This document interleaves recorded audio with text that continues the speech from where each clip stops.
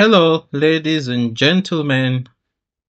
Thank you for watching my video. Today I'll be talking about the state of security in Nigeria and suggesting certain strategies that we can use in dealing with insecurity across the nation, which has become an issue of major concern.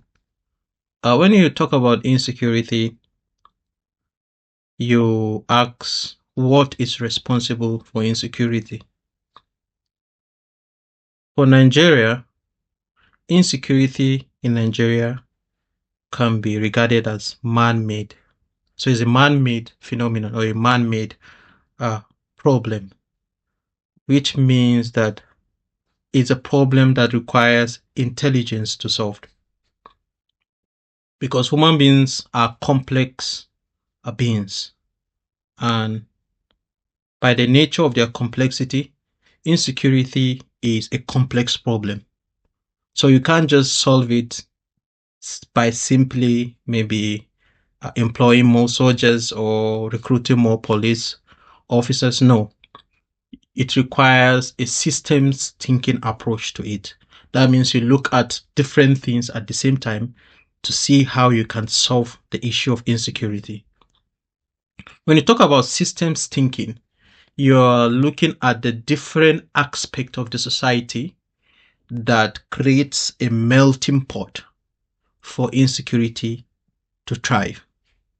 So we are looking at the security agencies, we are looking at the state of the economy, unemployment, the social harmony between peoples and cultures and communities.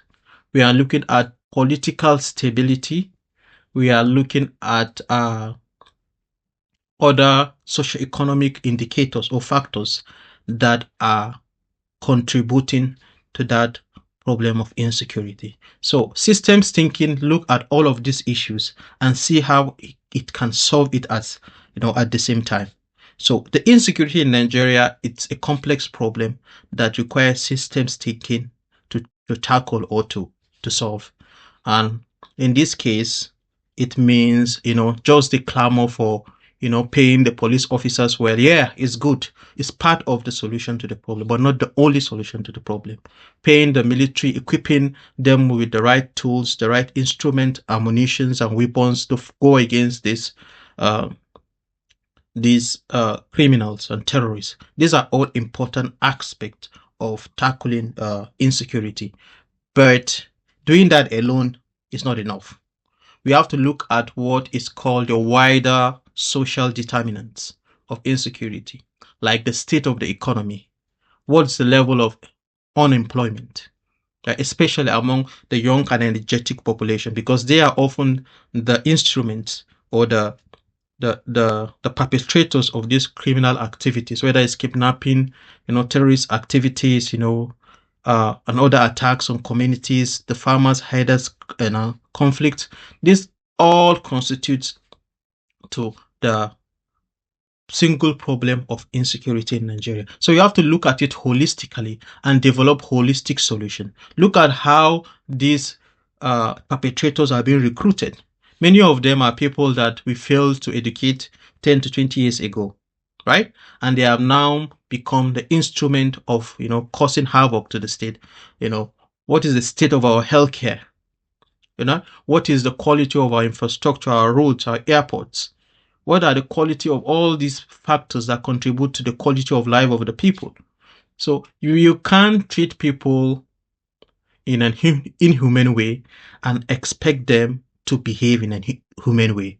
So if you want your citizens to abide by their own side of the social contract, you must provide conditions that treat them with dignity and respect.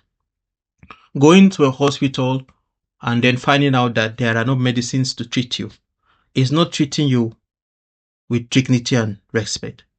Going to schools and discover there are no chairs, no learning materials, they are not equipped, there are no teachers, is not treating our kids, our children with dignity and respect.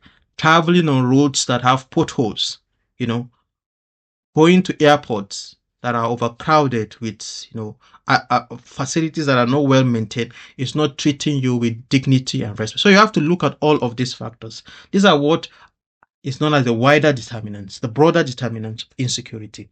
So if you speak to security consultant, they will tell you about the kinetic and the non-kinetic approach to tackling insecurity.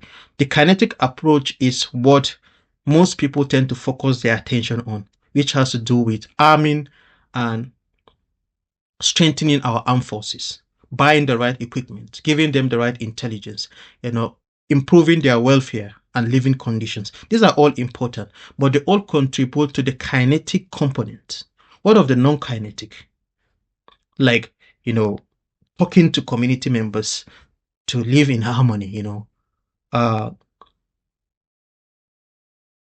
reaching consensus about issues that affects the communities, dialoguing to see how you can solve problems instead of picking arms. If there is a political problems, let's say, the Niger Delta, community issue of oil bunkering and, uh, oil companies not doing their own side of, the corporate social responsibility. These are things that you can bring people on the table and discuss in a humane way, dialogue and find solutions to it. So these are the non-kinetic approach, right?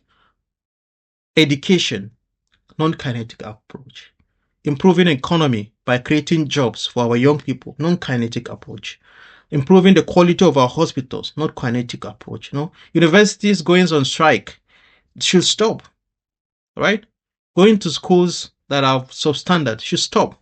So all of these things have to be considered in solving insecurity in Nigeria. And I hope that my message reaches the right people. And I think we need to begin talking about these issues and seeing ways how we can solve and bring solutions to this problem bedeviling our country.